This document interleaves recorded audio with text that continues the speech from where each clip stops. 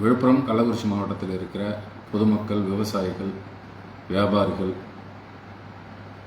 தேமுதிகவினுடைய நிர்வாகிகள், தொண்டர்கள், தோழர்கள் அனைவருக்கும் இனிய வணக்கத்தை தெரிவித்துக் கொள்கிறேன்.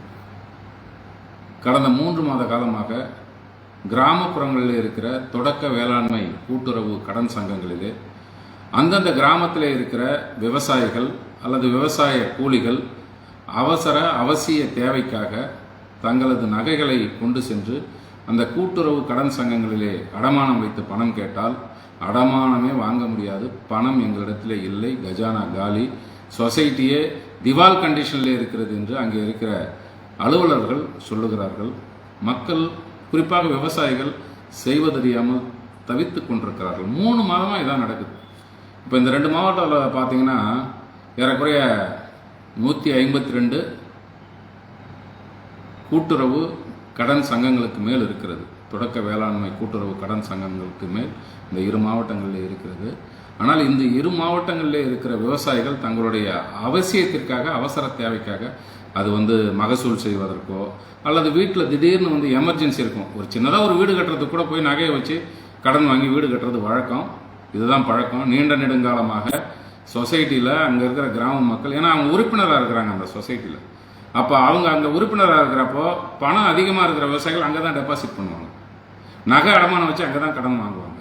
ஆனால் கடந்த 3 மாத காலமாக இது எதுவுமே நடைபெறவில்லை.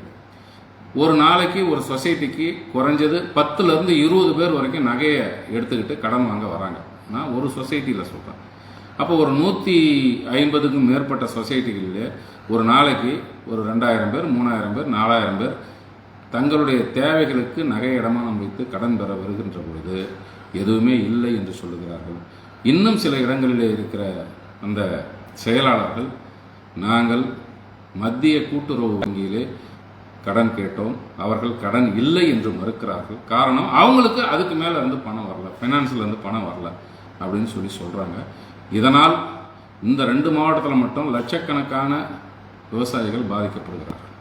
நீங்கள் கணக்கு போட்டுங்க. ஒரு சொசைட்டிக்கு ஒரு 2000 பேர், 3000 பேர், 4000 விவசாயிகள், 5000 விவசாயிகள், 6000 விவசாயிகள் வரை உறுப்பினர்களாக இருக்கிறார்கள் ஒரு சொசைட்டியில். அப்போ எத்தனை லட்சம் பேர் இந்த 2 மாவட்டத்தில் மட்டும் விவசாயிகள் அதில் உறுப்பினராக இருக்கிறாங்கன்னு பார்த்துங்க.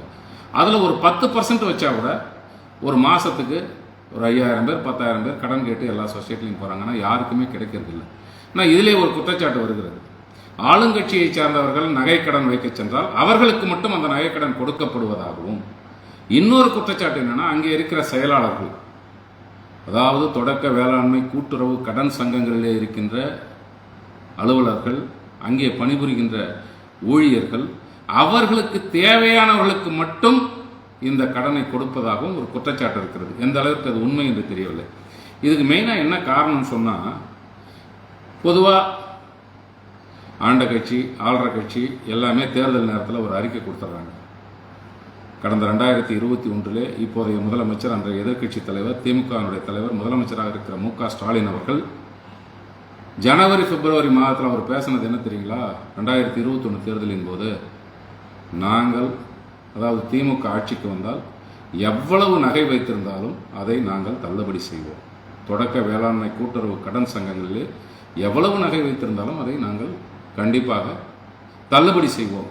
எனவே இதுவரை நகை வைக்காதவர்கள் கூட உடனடியாக சென்று அந்த பேக்ஸ் என்கிற தொடக்க வேளாண்மை கூட்டுறவு சங்கங்களிலே உங்கள் நகைகளை அடமானம் வையுங்கள், திமுக ஆட்சிக்கு வந்தால் தள்ளுபடி செய்யப்படும் என்று உறுதியளித்தார். தள்ளுபடி செய்யப்பட்டதா இல்லைன்றது உங்களுக்கே தெரியும். அதை நான் விளக்க நான் முன் வரல, உங்களுக்கு எல்லாமே தெரியும். இந்த சூழ்நிலையிலே தான் இதை கண்டித்து, தமிழக அரசை கண்டித்து, ஏழை விவசாயிகளுக்கு அவசிய தேவைக்காக கடன் வழங்காத தமிழக அரசை கண்டித்து, நிதி ஒதுக்காத தமிழக அரசை கண்டித்து, தேமுதிக சார்பிலே திருக்கோயிலூரிலே நாளைய மறுதினம் 26ஆம் தேதி வியாழக்கிழமை காலை 10 மணி அளவிலே திருக்கோயிலூர் பேருந்து நிலையம் அருகில் ஒரு மாபெரும் கண்டன ஆர்ப்பாட்டத்தை நடத்த இருக்கிறோம். இந்த கண்டன ஆர்ப்பாட்டத்திலே விவசாயிகளும் கலந்து கொள்ள வேண்டும், பொதுமக்களும் கலந்து கொள்ள வேண்டும். அதே போன்று நம்முடைய மாவட்டத்திலே இருக்கிற அனைத்து நிர்வாகிகளும், தொண்டர்களும், தோழர்களும் கலந்து கொண்டு விவசாயிகளுக்கு ஆதரவாக நாம் குரல் எழுப்ப வேண்டும். நம்முடைய குரல் தமிழக முதல்வர் மு.க. ஸ்டாலின் காதுக்கு கேட்க வேண்டும். அந்த அளவிற்கு நம்முடைய குரல் ஓங்கி ஒலிக்க வேண்டும். போராட்ட களத்திற்கு தேமுதிகவினுடைய அடலேயர்கள் அனைவரும் வருகை தர வேண்டும். பாதிக்கப்பட்ட விவசாயிகளும் வருகை தர வேண்டும் வேண்டும் என்று உங்களை எல்லாம் அன்போடு அழைக்கின்றேன். நன்றி, வணக்கம்.